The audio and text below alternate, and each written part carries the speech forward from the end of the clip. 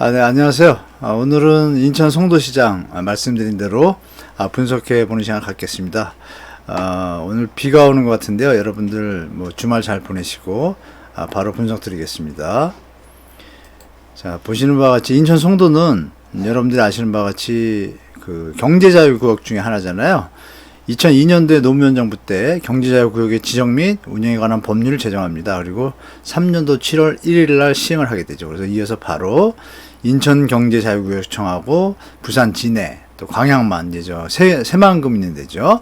부산 진해 이렇게 계속 이제 지정을 하게 됩니다. 그래서 경제자유구역의 이제 핵심은 뭐냐면 보시는 바와 같이 이제 세 가지입니다. 세제 혜택, 입지 지원, 그 외부 그 투자할 때 임대로 50년 동안 이제 그 임대를 하게 해놓은 내용들이 있습니다. 그래서 현금 지원까지 가세해가지고 혜택이 상당히 많습니다. 보시는 바와 같이 이 법인세가 100% 감면하고 취득세도 50% 감면, 재산세도 35% 감면, 또 이제 외국 투자 기업에 대한 혜택도 거의 더 좋죠. 여기 보시면 숫자가 더 높지 않습니까? 그래서 외국 투자 유치를 하려고 이제 시작을 했던 것인데, 아시는 바와 같이 이제 글로벌 금융위기가 중간에 있으면서 잠시 주춤했고 이제 다시 재기를 해야 되는데 코로나 이런 것도 겹쳤습니다. 그러니까 앞으로는 계속 진행될 수 있는 여지가 있다. 이걸 먼저 보시고요. 보면 입지 지원은 이제 50년 임대를 합니다. 그래서 임대료 감면도 해주고 그래서 여러 가지 혜택을 주고 있고, 현금 지원, 외국 투자 기업이 30% 이상이 어떤 지분을 가지고 투자를 할 때는 여러 가지 그 현금, 그러니까 대출도 포함되겠지만 여러 가지 직접적으로 투자 금액의 30%까지 그 한도 내에서 이제 직접적으로 지원을 해주겠다는 파격적인 내용입니다. 자, 이렇게 보시고, 그러면 이제 인천경제자유구역은 이렇게 돼 있죠. 영종도하고 청라국제도시, 그리고 이제 송도국제신도시 이렇게 되어 있습니다. 그래서 이 송도국제도시에 대해서 오늘은 물론 같이 묶어져 가는데요. 서구 중구죠. 같이 묶어져 가는데 일단 송도가 이제 핫하게 떠오르니까 송도부터 오늘 분석하겠습니다. 보시는 바와 같이 최근 시장에서 작년 11월에 분양을 했죠. 송도도 자이스타가. 그 전에는 인천이 아시겠지만 작년 한 해 동안에 인천이 주택가격 상승률이 상당히 1, 2위였잖아요. 그리고 11월에 와서 이제 이상현상이 생깁니다. 1순위 청약 경쟁률이 13대 1인데 자그마치 32%, 지금은 제가 35%까지 는 걸로 알아요. 계약 포기 세대가 엄청나게 늘었습니다. 2순위는 미달되고, 그리고 이어서 분양하는 것들도 연속적으로 그런 일이 벌어집니다. 60군데의 공구가 좋은 공구인데요.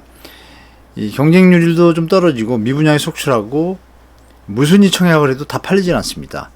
그러니까 이런 현상이 송도 어떤 분양 몇 년 사이에 처음 있는 일이죠. 그것이 이제 내용을 보면은 84제곱 분양가가 9억 5천입니다. 그래서 정부에서 아시겠지만 9억 이상은 이제 집단 대출을 좀 제어를 했지 않습니까? 그래서 회사에서 중도금 대출을 합니다. 근데 그럼에도 이 청약 당첨자들이 이제 계약을 포기를 합니다.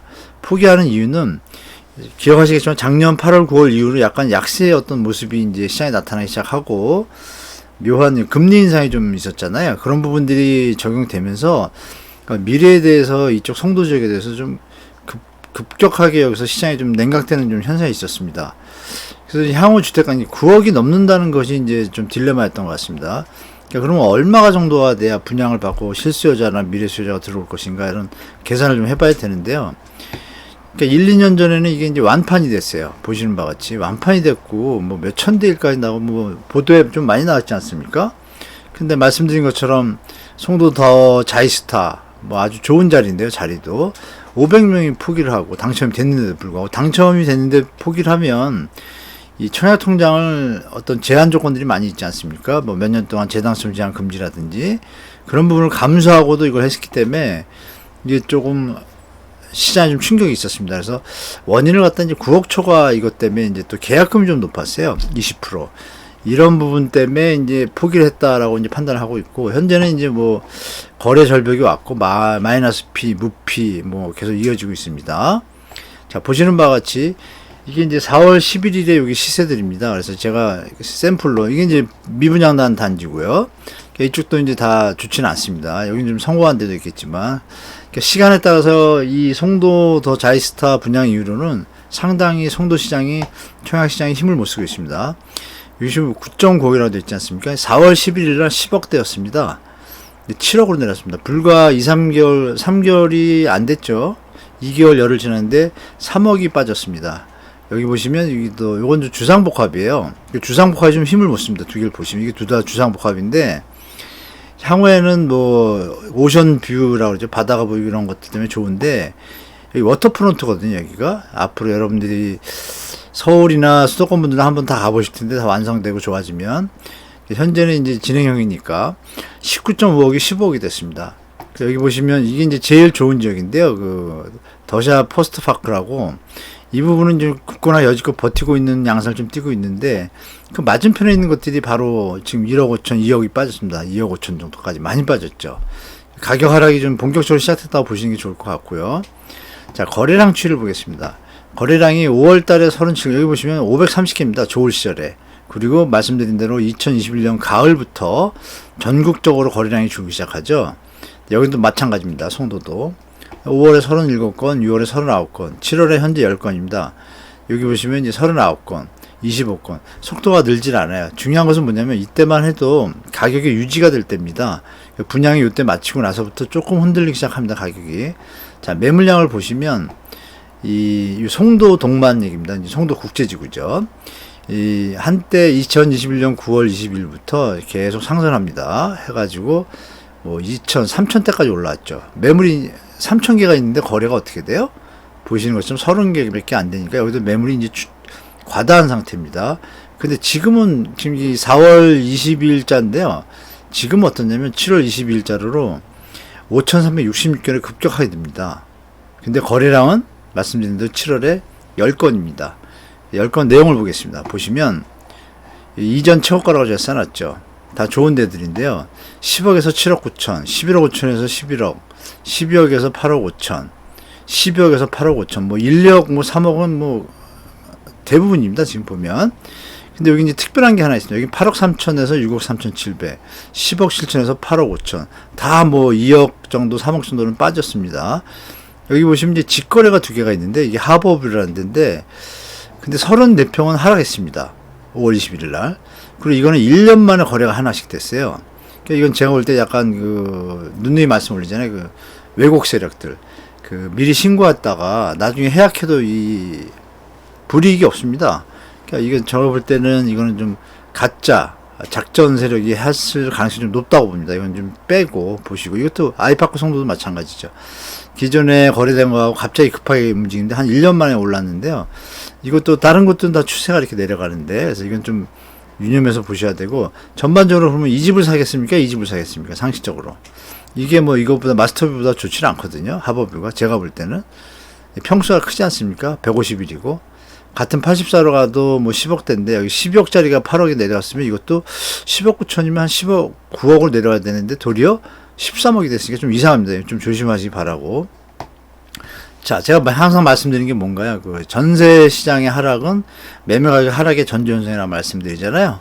송도 전세시장 오늘 기사입니다. 이게 7월 12일 기사. 6억 하던 전세가 3억. 그래도 사람이 없습니다. 집주인들 비명. 기사입니다. 전세값 6% 하락, 6.5%. 중요한 건 내년부터 더 심해지는 거예요. 이게 결정적인데요. 내년부터는 송도의 입주 물량이 좀 늡니다. 그래서 좀 조심하셔야 되고. 그래서 기사의 마지막에 이런 부분이 있어요. 입주 물량 해소된 이후에 교통 호재가 반영될 것. GTX 뭐 B선이잖아요. 근데 GTX B가 뭐 1, 2년이 됩니까? 제가 볼 때는 입주 물량 해소되는 거는 2024, 5년인데 그때까지 이거 완공 안 되거든요. 그러면 10년 걸린다고 봐야 되는데 제가 볼 때 이거는 이제 희망사항이죠. 자, 인천국제 송도 국제도시의 럭스 오션 중 아까 말씀드렸던 미분양됐던 것들 있잖아요. 지금까지 무순위 청약 공고를 5번 했습니다. SK뷰가. 센트럴파크에서는 8번 했습니다. 아직도 하고 있습니다. 그래도 분양이 안 돼요. 그러니까 이제는 뭐 줍줍의 개념이 아예 없어진 거죠.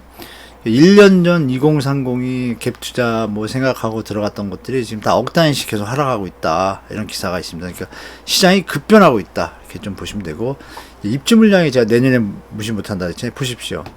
7,200개입니다. 7,200개면은 거의 전체 거기가 이제 한 20만 가구로 제가 알고 있는데요.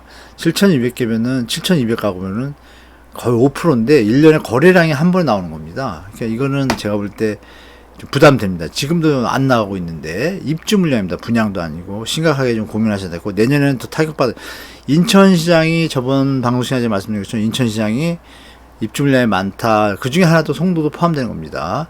24년에도 5천 개가 들어오고 극히 조심히 바라고 현재 상태입니다. 그래서 입주 물량 쇼크가 내년에 올 가능성이 많다. 송도는 조심하시고 영종도 검단 그 일대에 4만 가구가 입주를 합니다. 분양도 아니고 입주입니다. 어마어마 이런 상황을 제가 볼 때는 심각한 시장 급격한 하락이 올 수 있다라고 좀 보여지고요. 그래서 LTV 완화가 좀 무의미합니다. 시장이 LTV 완화를 해서 DSR은 유지가 되고 있는데 좀 투자를 해서 상승 여력이 있다. 내려가는데 그걸 누가 살까요? 사는 사람 없을 것 같습니다. 제가 볼 때. 그래서 대구 세종하고 대잡입니다. 거의. 인천도 대잡인데 송도도 대잡을 똑같이 하고 있습니다. 자, 그러면 이렇게 안 좋은 면만 있냐? 그렇진 않습니다. 현재 시점에서 안 좋고 미국의 금리 인상이 이어지니까 앞으로 2, 3년, 3, 4년은 안 좋을 수 있습니다. 그러면 이제 어느 시점에서 여러분들이 송도에 관심 있는 우리 뭐 무주택자분이든 뭐 투자 개념이든 집을 또 옮기던 갈아타기라고 그러죠, 표현을. 집을 이제 업그레이드 하시던 그분들 입장에서 호재를 좀 말씀드릴게요. 셀트리온이 뭐 우리 코스닥 상장 회사지만 코스피로 아직 안 옮겼죠? 옮겼나? 코스닥 회사인데 이 시가총액이 거의 뭐 5위 안에 들지 않습니까? 이 회사가 계속 이제 매출이 늘어나고 있는데 요 지역에 이제 셀트리온 23년까지 공장을 계속 지어서 완공이 됩니다. 완공이 되면 입주하는 사람들이 늘겠죠. 인원이 필요하니까 경제 기반 인구라고 하는데 그 인구들이 들어오면 집이 소요가 되겠죠. 그러니까 2023년 완공이 되면 3년 말 정도 4년 초에는 조금 입주가 좀 수요가 좀 커버가 되겠다. 근데 아까 7,000세대가 들어오니까 직원 수하고 좀 비교를 해 보셔야겠죠. 그럼 이제 셀트리온하고 SK바이오도 이제 지금 셀트리온 말고 SK바이오가 바이오사이언스죠. 이쪽 쪽에 또 들어옵니다. 삼성 바이오로직스도 들어오고 이런 호재가 있고 송도 세브란스 병원이 2026년에 개원을 목표로 지금 움직이고 있고요. 그리고 이제 테마파크라 해서 6에서 809가 이제 도로스 아일랜드라는 그 개발 회사가 워터프론트를 포함해서 여러 가지 개발을 하는데요. 보시는 바와 같이 조감도입니다. 그러니까 프랑스 런던인가요? 파리인가 가면은 왜 강가에 이렇게 큰 이거 있잖아요. 이걸 제가 이름을 모르겠네요. 이게 명물이잖아요. 보시면 사전에서 이게 이제 여기에 명물로 자리 잡고 세계에서 제일 큰 걸로 만들려고 하는 것 같아요. 제가 볼 때 이 빌딩 높이 보십시오. 어마어마하잖아요. 이게 만약에 된다면 랜드마크가 될 수 있다고 저도 봐요. 근데 이 기간이 여러분도 아시지만 이게 1, 2년에 되는 건 아니지 않습니까? 원래 계획은 2017년에서 24년 완공인데 지금 경기가 좀 많이 안 좋잖아요. 이런 부분 생각하면 몇 년 정도 늦을 수는 있지만 이게 다 된다고 가정을 했을 때 여기는 새로운 어떤 랜드마크로 떠오를 수 있는 가능성이 높습니다. 그렇죠, 여러분? 그래서 여러분들이 미래에 대한 관점에서 송도의 주택 가격이 하락은 하겠지만 몇 년도까지 하락할지 아까 입주 물량하고 좀 계산하시고 그러면 매물 물량이 많은 상태에서 경제 위기가 오면은 한 번 더 내려가니까 한 번 더 내려간 상태에서 무주택자분들은 적금하시고 만약에 경제 위기가 잘 연착륙이 된다 그러면 매도자들이 또 물건을 걷어들일 수가 있습니다. 위기를 겪으면 그 타임을 여러분들이 스스로 잘 판단하셔야 돼요. 그래서 이 인근에 부동산 분들한테 미리 부탁을 해 놓으시고 매도하시는 분들도 그 3, 4년을 버티지 못할 것 같으면 뭐 좀 안 좋은 일이 벌어지니까 그런 부분 잘 판단하셔가지고 자산 관리하시기 바라고요. 말씀드린 대로 1~3년, 1에서 3년 내에 이렇게 자족도시 형태를 띠니까 앞으로 미래성은 있다. 7009, 6009에 이제 바이오랩 허브가 입주가 확정이 되고 모더나 이번에 뭐 백신 때문에 왔었잖아요. 뭐 이런 것들을 해가지고 이 바이오 허브를 만들고 있으니까 또 아이코어 시티라고 해서 아까 말씀드린 그 큰 제 이름 또 까먹었네. 그런 것들은 워터프론트 마크하고 뭐 그런 것들이 다 생기거든요. 그래서 이 랜드마크 타워까지 생기게 되면은 제가 볼 때는 분명히 어떤 호재는 맞습니다. 그리고 살기 좋겠죠. 그리고 국제 학교도 있고 학교도 뭐 중학교, 초등학교 다 있습니다. 그래서 이쪽 지역이 또 진학률이 높아요. 그래서 그런 장점들이 좀 있습니다. 그래서 향후 잠재적 발전 가치는 충분한데 언제냐 이거죠. 발전 가치가 없는 도시가 어디 있겠어요. 근데 여기는 계획 도시다 보고 또 경제 자유구역이다 보니까 해외에 어떤 투자가 이루어지게 되면 급속하게 또 발전할 수도 있습니다. 그래서 중장기적으로 볼 때는 적정한 가격, 지금 좀 제가 볼 땐 높은 가격이라 볼 수 있습니다. 적정한 가격대가 됐을 때는 뭐 내 집 마련이나 투자하시는 데는 큰 문제가 없다고 저는 판단드리고요. 당분간은 뭐 만약에 7억으로 내려갈 수 있는데 12억에 사는 건 바보잖아요. 그렇겠죠? 뭐 그런 계산을 좀 하시고, 앞으로 중국과 관계가 좀 저는 좀 여기 연결된다고 봐요. 중국 관계가 좋아지면, 중국 업체가 여기를 투자를 많이 하려고 했었는데 좀 끊겼잖아요. 좋아지면은 이제 갑자기 좀 투자 탄력을 좀 받을 수도 있다고 봅니다. 그리고 송도가 부산하고 중국하고 가깝지 않습니까? 이런 뭐 입지적인 문제, 정치적 문제도 같이 보시면서 시장에 대처하시는 게 좋을 것 같습니다.